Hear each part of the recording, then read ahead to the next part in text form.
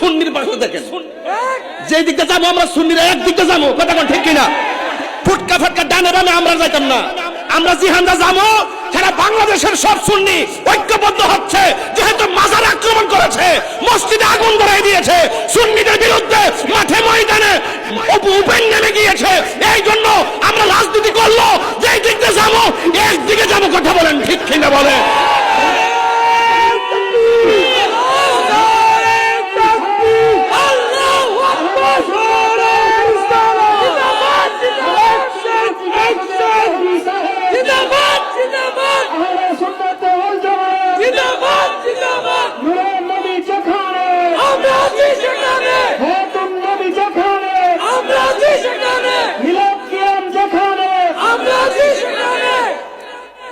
নবীর নারে রিসালাত ইয়া রাসূলুল্লাহ বললা কি ফালতু স্লোগান না, ইমানি